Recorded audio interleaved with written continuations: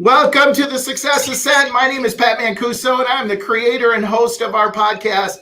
And I am excited that you are here with us today. And I'm really excited to welcome Jim Fischetti. Now, I'm going to tell you a little bit about Jim in a second. And yet, I just want you to know that Jim and I have traveled a very similar path for a long, long time. In fact, we were reminiscing before we started who was on that path for the longest. And yet, I've watched Jim and I've watched his career. And he's done some amazing things as part of the organization I've been a part of for a long, long time. And now he's out impacting the world in business and in books. So I want to do a little intro first. So after building a successful real estate career, Jim found himself wanting to do more. I'm shocked that is the case. Good wasn't really good enough. He's owned multiple real estate firms and built teams of successful, driven sales professionals. It is through that excitement and satisfaction that he found from helping people become their best version of themselves and creating thriving organizations that Jim went on to become and is a national speaker, author, coach, and consultant. He's written 2 books, one of which we're going to talk about a little bit today, called The Vision to Results, Leadership in Action. And he's also written a book, Winning with Words. The Vision to Results was one of Forbes' 2019 best business books. Jim, welcome to the show. I'm excited you're here today. Pat, it's exciting to be here. It's great to catch up with you. And, you were one of those people that it poured into me when I was starting with that organization. So I'm grateful to be here with you today. Well, I appreciate that, Jim. So I always kid when I have folks on and I say, okay, so I read the intro to Jim. Tell us about the real Jim. So the real Jim is somebody who is really thrilled to be married to the love of my life, Jill. She and I have been married for 35 years, be 36 this December. We have 2 wonderful kids. We're blessed with 3 grandchildren. I probably am most successful in my role as granddad. But I'm really a person who generally wants to see people get better, impact people. And then the other thing is I'm a huge Jimmy Buffett fan. And there's a Jimmy Buffett line for everything. And my secret crush is probably on Jimmy Buffett. And so if anybody can make a connection so I can meet him, that'd be awesome. Oh, I love it. I love it. How many of his locations have you been to? Oh, so I've been to quite a few of his locations. I have been to probably 50 shows in my lifetime. And my daughter and I danced to a Jimmy Buffett song at her wedding. So, I do have on my bucket list to meet Jimmy Buffett, and I'd love to write a business book based on Jimmy Buffett. So anybody who's listening or watching or watches, if you've got a connection to Jimmy Buffett, Jim's only one person away from meeting Jimmy. So that's the goal for our show today. I love that. I love that. So Jim, you're an entrepreneur. You've been a business owner. You've coached. You've mentored. Let's talk a little bit about that success journey. First, what brought you to real estate? I mean, that's kind of where your roots started, right? And so what brought you to real estate? So, in the 80s when I started in real estate, it was one of the few things that a young guy, I was 21 years old when I got started, that had an uncapped earning potential and the ability to really be self-employed and a business owner. And so that was it. Not that we had business the way real estate does today, but there was an economic opportunity.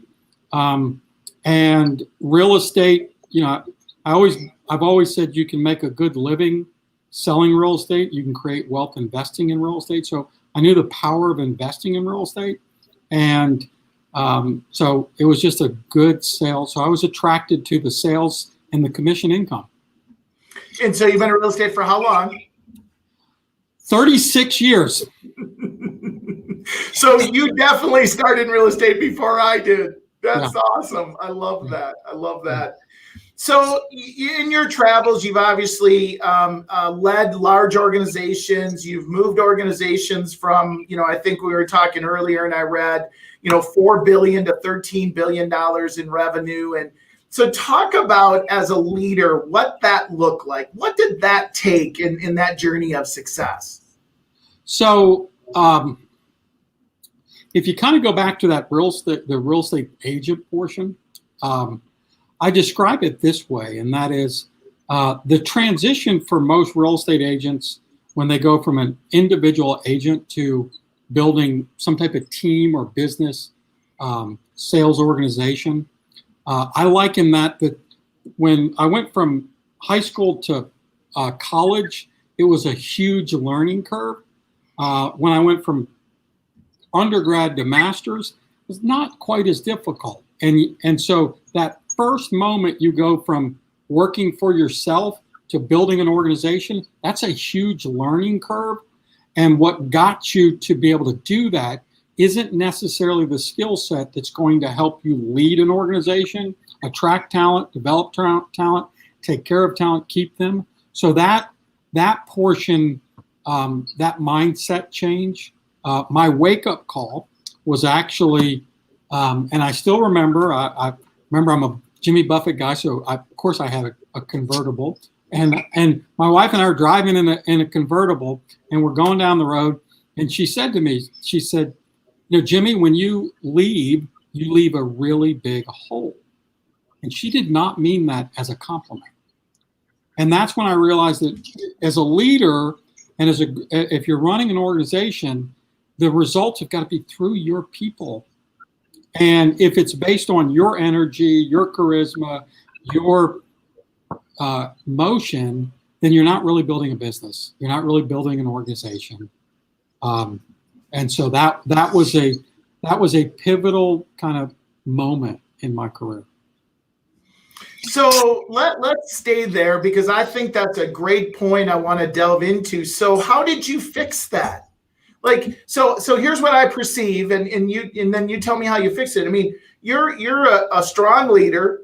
You're a highly successful, driven person. You inspire others. You lead. I mean, you've done it. I've watched you do it a number of times over the year. So it's kind of natural to create the hole, right? Because there's no gym behind you. So how did you fix that moving forward once you had that aha? So first, and by the way, any married guys that are listening, or if your wife says something to you, please pay attention. So that's the first thing. Yes, honey. Yes, honey. Yes, honey. Yes, yeah. You're right, honey. And so she really, listen, she knows me better than anybody. So therefore, I had to take note of that. And so the first thing was realizing, okay, this can't be my show. And so I began to realize, I need good players. So if you're going to have an organization and you want to execute through them, you need good players. And then for me, the key was I had to have a kind of a vision of what we wanted to accomplish, where we wanted to go. And then I really want to connect with people on that. So not everybody is going to be a match with you or with me, but if we are in alignment, then it becomes easier. So it's been said, I'd rather be in business with a good partner in a bad deal than a good deal and a bad partner. So who I'm in business with matters first and foremost. And then the second thing, it really became understanding the importance of creating accountability within your relationships with people. And so the paradigm shift is, prior to that, I probably built the relationship with people first. And so, and then tried to get results. Then I realized, go get the results first and then build the relationship. And that pivot was kind of a big change. That was one of the big changes in the paradigm and the mindset. Well, and so it kind of leads me to bring into the conversation your book, Vision to Results, right? In Leadership in Action. And you talk about alignment in the book, and you talk about vision. And that's really, as I took it away from the book, that was a big piece. So talk about that. Like, business owners always have their vision, Right. The challenge is for organizations, for other people in the organization to live that vision. And you actually shared a story in there about Nordstrom's, which I love that story. And yet, how do you instill that vision into the person who's representing you out in the field or maybe representing you on a retail location? How do you do that? So, yeah, I'll share another story with another company. And so I think you hire to your culture and to your, so, the first thing, there has to be alignment there. And so most of us are familiar with Southwest Airlines. And we would agree that Southwest likes to have fun and has almost an irreverent sense of humor. And so I read one of the ways that they do interviews with pilots. So you can imagine pilots are pretty straight-laced guys, and quite frankly, I want my pilot to be pretty straight-laced. But so what they do is when they're interviewing them, they bring them into a room and they tell them to go down to the commissary and buy a pair of shorts, the famous khaki shorts that Southwest people, and they're going to do the rest of the interview in shorts and a suit top. Well, about 80% of the pilots leave at that point. But at the same time, if they're not willing to do that, they're not going to be a match with their culture. So that it's one of the mechanisms that they, in order to make sure you're in alignment, that's the key. And so you have to really hire to your principles, your vision, and your purpose. And so, and goes back to, again, who you're in business with matters. And that's the connection, is that, and then as a leader, your job is to make your vision bigger than yourself. And that, quite frankly, if I have a kind of a small vision, then, I'm really not going to attract anybody because they figure, hey, Jim can go do that himself. But if I have a big, hairy, audacious that you need me to be a part of, then it's pretty good. Hey, if you look at, the Buccaneers won the Super Bowl this year. Well, Tom Brady was attracted because I think he wanted to do something big, and he ran a Super Bowl with an organization that wasn't typically known as a Super Bowl contender.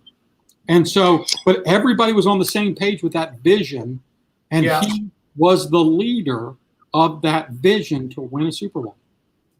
And would you, if you look at that, just that example, would you say that he also looked at that as a challenge and he wanted the next level challenge because the challenge that he had in New England maybe wasn't challenging for him anymore? Well, so if somebody reads my book, I actually talked about him and Belichick and even Kraft, because the three of them were really in alignment on, and even Tom would take some discounts in order to make sure that they had additional talent. So I think there was a part of him of his commitment to success, his commitment to individual accountability. Accountability starts with yourself. And so I think he was drawn to the challenge. And I think there was the guy still plays with a chip on his shoulder, and most people would argue that he's the GOAT. And so I don't know, if the friction between him and Belichick is real, but he certainly used that as a motivational factor. It's great to watch him, right? What an incredible leader, and he keeps himself in such great shape, and that he's earned that respect. So, and he attracted talent. I mean, Rob Gronkowski came back out of retirement. Yeah. I mean, a great story is, Antonio Brown, when they signed him, okay, do you know where he stayed? Was it Brady's place? It was Brady's house. Yeah. He wanted to make sure he kept an eye on him at first and get him situated and culturalized to, hey, we're about winning championships. Yeah, it's a great story. It's great. I mean, I don't, the Vikings are our team, so we don't have much to root for here, for losing Super Bowls.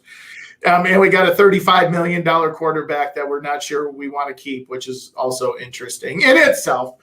So I live in the Carolinas now. I'm a Panthers fan since day one, and we've been twice, but we haven't won either. So Yeah, there you go. Well, don't lose two more to come into our group. That's for darn sure. Yeah. So let's talk about being an author. Like, what prompted you to start writing books? So,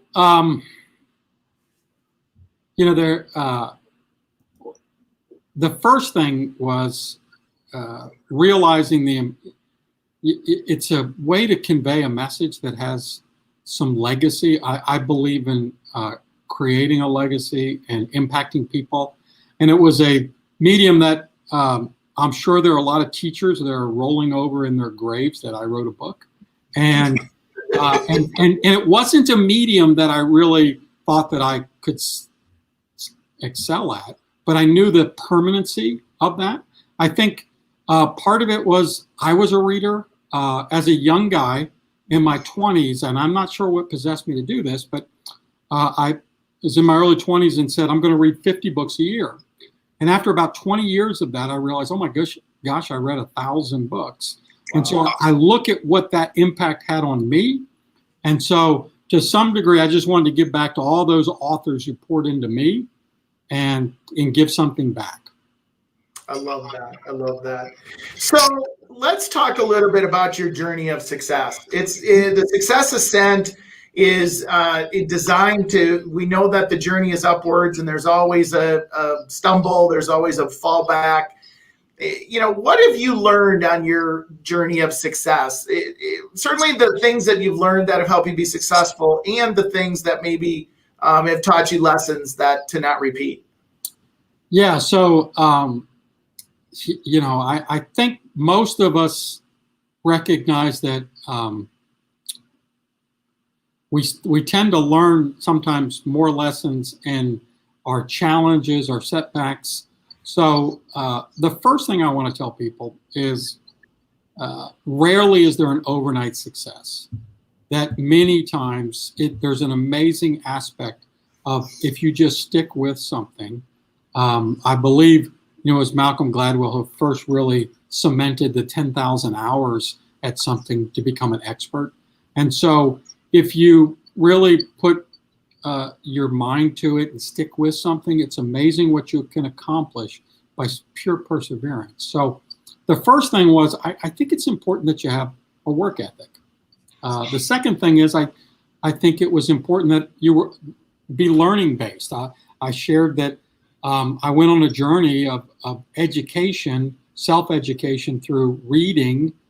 Today I read and podcasts. I think that podcasts are the legacy of books today, right? They're the equivalent of more people are getting educated and inspired through podcasts probably than even the written word today. So you constantly being learning based, that was part of the journey. And Pat, that's one of the things I love about what you're doing is you're giving back to the world through a podcast.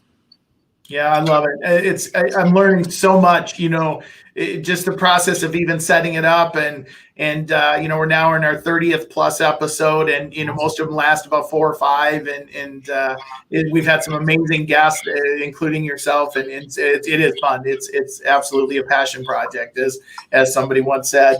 So let's talk about challenges, and let me ask you your biggest challenge in your leadership journey, and how did you overcome it? So, I think one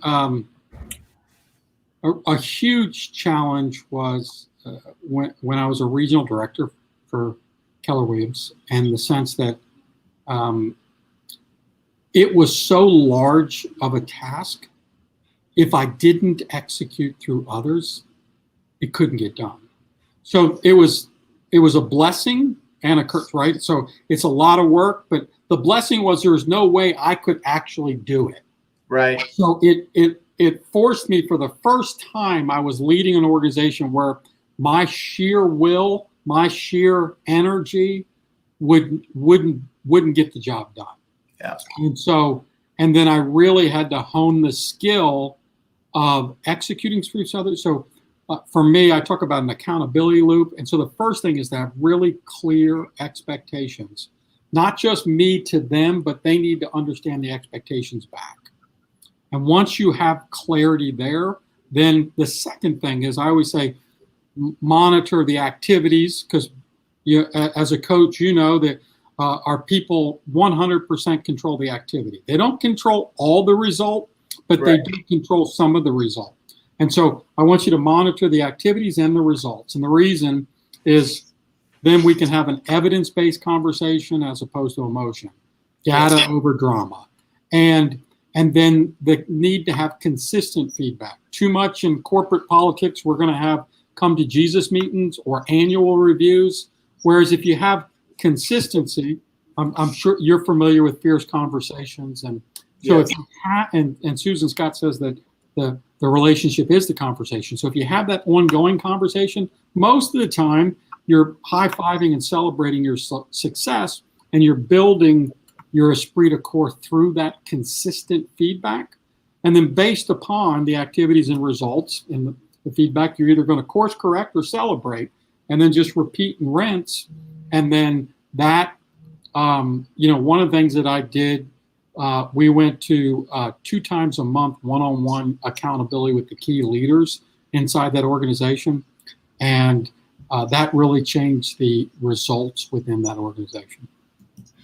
So, Jim, let me ask you another question. If you had to start all over, Mm-hmm. what would you do differently? So, Pat, as you could probably imagine, I'm not a like mulligan guy, do it over, but I do, and I believe everything got me to where I'm at. But the one thing I do say is that if I could go back and talk to young Jim at in his early 20s, I would tell him, think bigger.